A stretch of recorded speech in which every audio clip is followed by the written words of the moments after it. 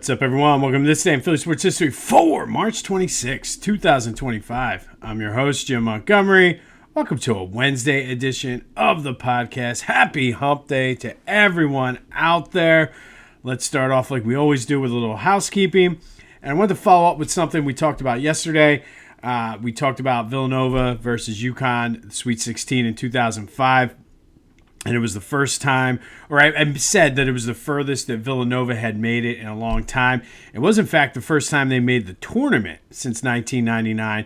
And it was the first time making the tournament under Jay Wright. Obviously, we know they would get their revenge on North Carolina in 2016.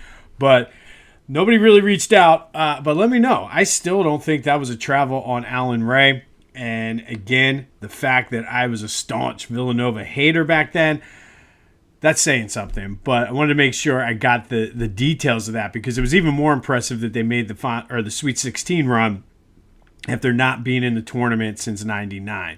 Be sure to follow me on social media, Jimbo_Mont on Twitter and TikTok, on Instagram @PhillyJimbo. Subscribe to the YouTube channel and continue to spread the word as we grow this thing. That is the best marketing we can have, is just word of mouth. If you're enjoying it, likely someone in your network will as well. Be sure to check out Lenny Wagner. He's the author of Playing with the Best, One Man's Journey Through the Golden Age of Sports.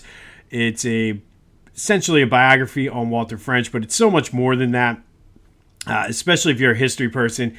Gives a lot of the history of sports. Some of the rules, even in football, were different back then, and it kind of discusses that. And I've learned a lot from reading it, so I think you will too. But Walter French, we know, was a professional baseball and football player, both for the Pottsville Maroons and the Philadelphia Athletics. I sat down with Lenny a couple weeks ago, in the process of putting a package together starting April 1st, where really going to focus. Lenny and I talked more about Walter's professional baseball and football career, so that's essentially what the focus is going to be.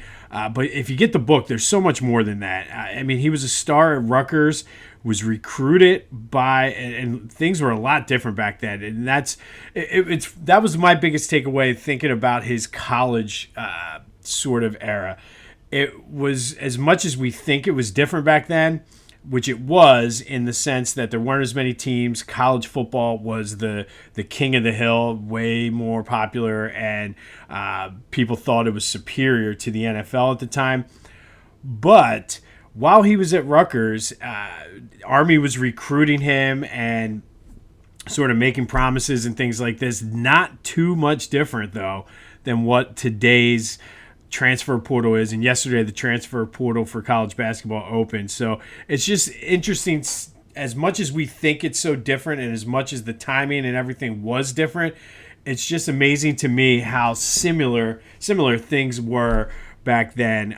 But went to Army, played baseball and football, was an All-American football player, and that was at the time of George Gipp.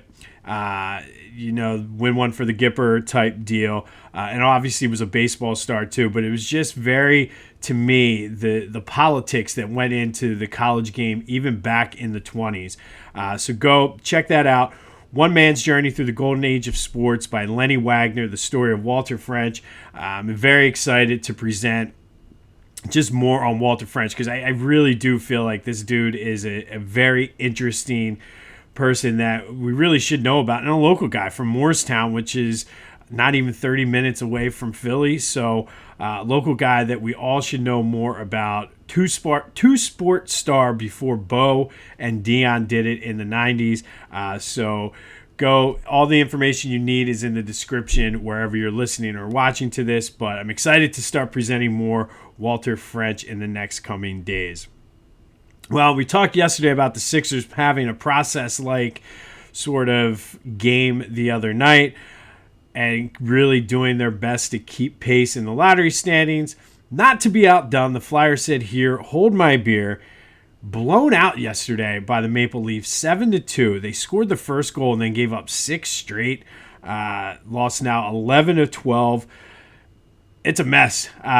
Tortorella had some interesting comments after the game as well, talking about how I'm paraphrasing, I'm probably going to get this wrong, but said he doesn't want to learn how to coach a team like a team like this, meaning nothing to play for down the stretch. He was like, "That's on me." We get closer to the end of the season, it's more and more I'm getting the feeling that the Flyers may have a new coach next year. So stay tuned for that. But if you're keeping score at home, the Flyers are in the 5th position, only 1 spot back of the 4th, and only 3 back of the 3rd position. So the Flyers potentially still could get a top 3 pick with 9 games left to play. Let's see if the Sixers can one-up them tonight, and it's going to be a tough one. They take on the Washington Wizards at home tonight. Washington is the worst team in the league, so it could be tough. The Brooklyn Nets are taking on the Toronto Raptors in Brooklyn. Toronto is just behind the Sixers and Nets, so it's a big game for them.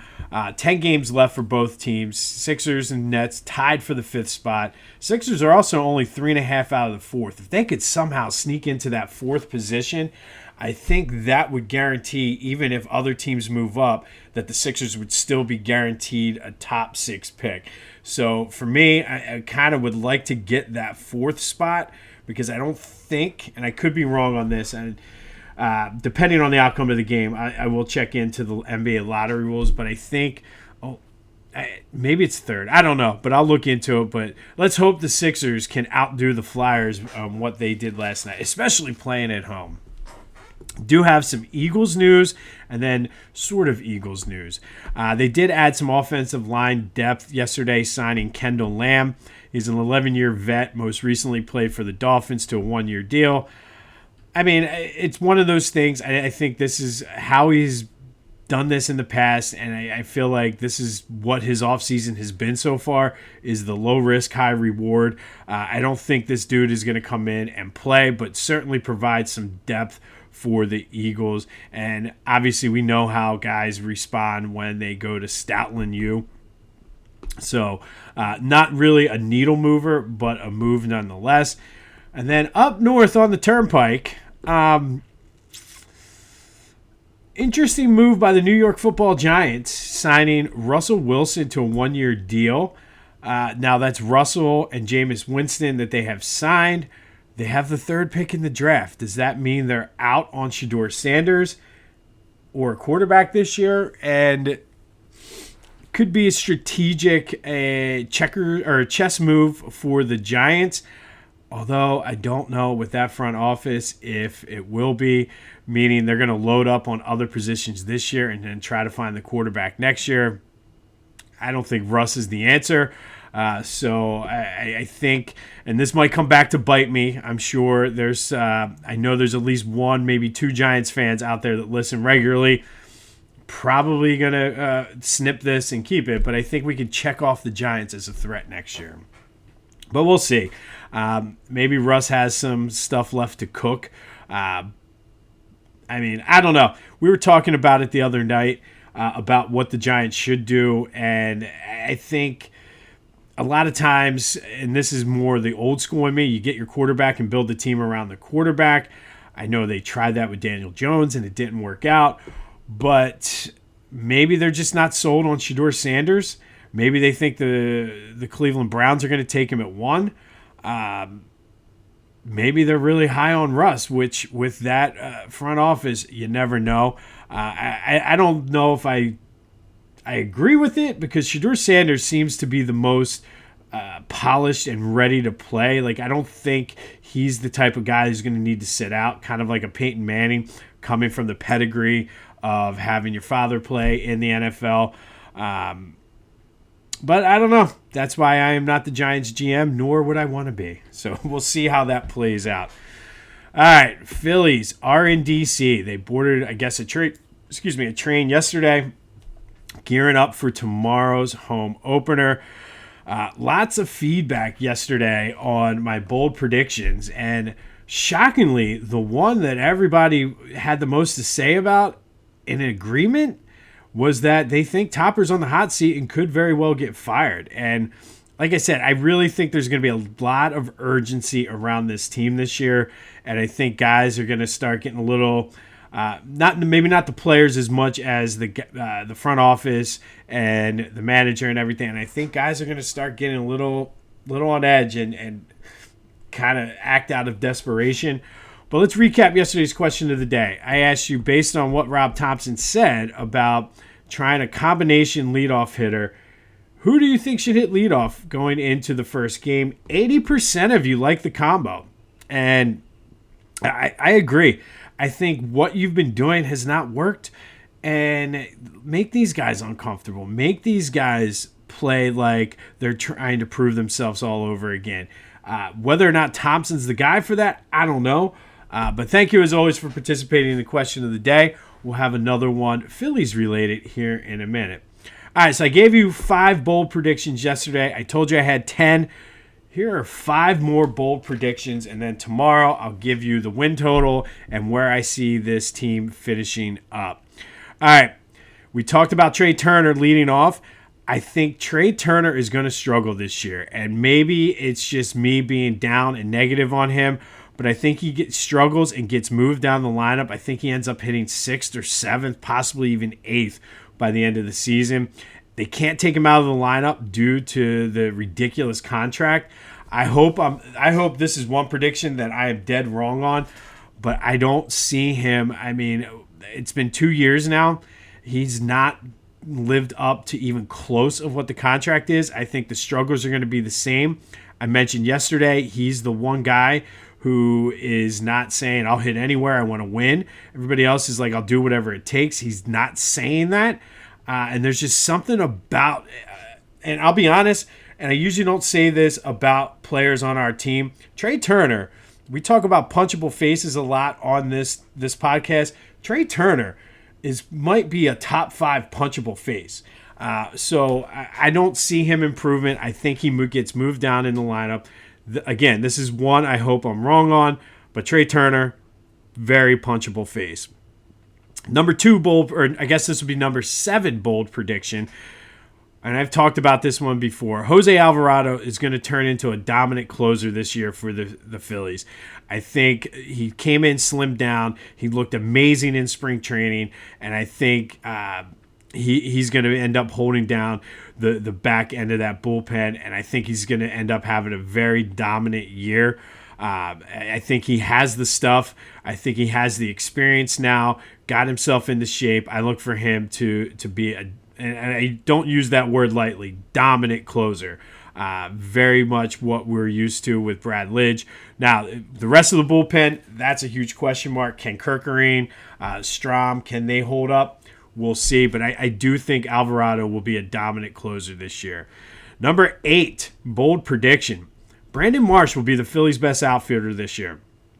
I think he's going to be the best offensive outfielder. I think you're going to see improved defense from him now that he's more healthy. But something tells me, because, again, a lot of this season is about desperation for this team, whether it's the front office, the players, the manager. So I think you're going to see him come out and have a breakout type of season. Not to the point where he's going to be an all-star or anything, but I think he's going to prove that he'll be a serviceable, everyday outfielder. And I think he will be the Phillies' best outfielder this year, because I can't rely on Max Kepler to stay healthy. And I think with Castellanos, you get what you get with him. We know what to expect, but I think Brandon Marsh is really going to take that next step this year. Number 4, I don't think is really, or number 9 is not really that bold of a prediction. However, I do think there's going to be a big trade deadline move. I think it goes back to, I feel like you know how they do the video yearbooks at the end of the season, and it's always like some catchy title for the 2025 Phillies, blah, blah, blah, blah, blah. For 93, I always remember because they showed it on rain delays, whatever it takes, dude. But I think that if we were making a video yearbook of the 2025 Phillies, I think it would be titled A Year of Desperation. So I think there is going to be a big trade deadline move. Something tells me they're not going to trade much in the farm system, though. I feel like that is something that John Middleton probably is always talking to Dombrowski about. Don't do whatever you got to do, but don't leave me screwed for like an extended period of time and wipe out my farm system like Rube did. So I do think there's going to be a big move. Maybe it's Vlad Guerrero Jr. I think the only way I would bring him in is if you have a guarantee that you're going to be able to sign him long term. Maybe it's somebody else, but I do think they will be way more active at the trade deadline this year than they were last year. And finally, probably the boldest of bold predictions, and this might upset some people, although I thought that was going to happen with Rob Thompson, and a lot of people agreed with me. I think we're going to see JT Realmuto's last season as Phillies catcher this year. They're not signing him to an extension before, or it doesn't look like anyway, before the season. They likely won't do it during the season. And I have a feeling that all things equal, he probably would like to come back. From a organizational standpoint, I think it makes sense to bring him back if the price is right, because you don't have anybody really ready to step up in the farm system. They have a guy, but he's only 19 and not nearly ready to take over yet. But I think somebody's going to swoop in and offer him a deal he can't refuse this offseason. So I think we're seeing the last of JT Realmuto this year. So there are the bold predictions 6 through 10. I gave you 1 through 5 yesterday. We'll revisit these at the end of the season, but I think Trey Turner struggles, gets moved down in the lineup. Jose Alvarado turns into a dominant closer this year. Brandon Marsh will be the Phillies' best outfielder. Big trade deadline move coming, and this will be JT Realmuto's last season. But that does lead to today's question of the day. JT Realmuto and Kyle Schwarber both are on the final year of their deals. There's been talk the entire offseason about extending them and giving them some sort of, I don't think anybody talked as far as number of years. But who would you bring back? Would you rather have Kyle Schwarber back or JT Realmuto? And I had to really stop and think about this because a lot's going to be dependent upon what happens this season. However, I think organizationally, you got to bring JT back because you don't have a catcher in the wings unless you just pick up and want to roll with Stubbs and Marchand for the next couple of years and then keep Schwarber for his leadership. I could see that as well. But who do you think? Who would you rather keep, Kyle Schwarber or JT Realmuto? As we're on the cusp of opening day, 267-495-8531. That'll get you into the Back to the Future voice and text line. All right. Be sure to check out my boys over at the Clashing Conferences podcast. Lots of great things going on at their sports fan network. Go to clashingconferences.com. Check out what they have to offer. Their podcasts are available wherever you get your podcasts as well as on YouTube. And then go to Philly Goat. My golf shirt is coming. I cannot wait. They have a partnership with Double Bogey Down. I went with the Frenetic. They have 3 distinct Philly-style golf shirts, so go check that out. And I have not had a chance to look at them yet. I saw the email came in last night, but apparently, if you've seen the comeback style is the rope hats. Apparently, they have rope hats. I have not been able to look and see anything about that, so I can't speak, but I did get an email from them talking about rope hats, so go check them out. But get a golf shirt, get some canvas loafers. It's that time. And use the promo code Jim Montgomery to take 10% off your order. That's phillygoat.com. Promo code Jim Montgomery to take 10% off of your order. Okay, today we're going to go back to 1988. And on this day in 1988, it's another day in March and another disappointing day in Big Five history. Now, it's disappointing when you lose one Big Five team loses in the Elite Eight. But when you do it, when 2 Philly teams lose in the Elite Eight, obviously it's doubly disappointing. So let's go back to that day in 1988. First, number 1 Temple lost to Duke 63-55. The Owls just could not get it going offensively. They shot 25.8% from the floor.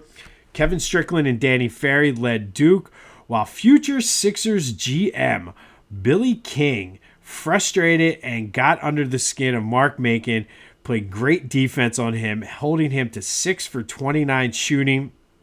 Mike Vrieswick struggled that day, going 2 for 12.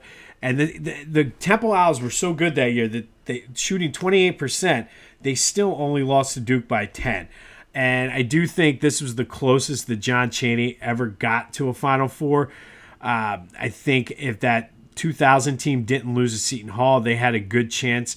The other ones were more Cinderella runs than anything, but this was John Chaney's best team probably and the closest he had to get to the Final Four. And I think if you play that game, best of 7 series, Temple does win the best of 7 series against Duke, but it's March Madness. It's one and done, and that's what happens.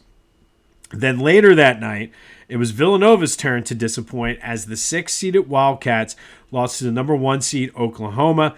Stacey King led Oklahoma, shooting 12 for 20 en route to 28 points, had a monster second half. Nova led by 7 at halftime, and it looked like at least one Philly school was going to be able to salvage it, but Oklahoma made some adjustments to get to the Final Four. Nova was 3 years removed from the national title. And if there is any consolation to both Temple and Villanova losing in the Elite Eight on this day in 1998, it is the fact that the Kansas Jayhawks beat both Duke and Oklahoma to win the national title, and there is a Philly tie there. The Kansas Jayhawks that year were coached by one Larry Brown, future coach of the Sixers. So Larry Brown saved the day and got some type of revenge on the Philly schools for that day. But on this day in 1988, both Temple and Villanova lose in the Elite Eight, ending the Big Five's bid for a Final Four. Thank you to Larry Brown. And again, it might be a little petty of us, but Larry Brown at least helped take some of the sting out of that. And then finally today, our Big Five Women's Hall of Fame spotlight is on Stacey Smalls from Temple. Stacey played at Temple from 1999 to 2003. She's a Cheltenham High School graduate. She was a 3-time All Big Five, 3-time second team All A10. Helped lead Temple to their first Atlantic 10 title, where she was the MVP of the 2002 Atlantic 10 tournament. She was a 2-time All A10 All Defense. All A10 All Defense. I'm not sure either way. She graduated as Temple's sixth all-time leading scorer and was the only Al to lead the team in assists all 4 years. She was on the coaching staff at LaSalle. She's currently working as a PIAA referee and teaches at Manor College. But Stacey Smalls is today's Big Five Hall of Fame, Women's Hall of Fame spotlight from my Temple Owls. One of the best to ever do it, a big part of that first Atlantic 10 title, and still giving back, teaching at Manor College and becoming a PIAA ref. So Stacey, today we salute you as our Women's Big Five Hall of Fame spotlight. On this day back in 1988, both Temple and Villanova lost in the Final Four to Duke and Oklahoma, respectively. Frustrating day for the Big Five. We'll have more on the Phillies as they gear up for opening day tomorrow, including my win total prediction as well as how far will this team go. Will they even make the postseason? Let me know your thoughts on my bold predictions from either yesterday or today. But the question of the day, who would you rather have back, Kyle Schwarber or JT Realmuto? 267-495-8531. That'll get you into the Back to the Future voice and text line. Get that. Anything else Philly sports related off of your chest. Hopefully the Sixers can one-up the Flyers tonight, but we'll see. This has been This Day in Philly Sports History for March 26, 2025. My name's Jim Montgomery. Go have yourselves a hump day, and until next time, I'll see you when I see you.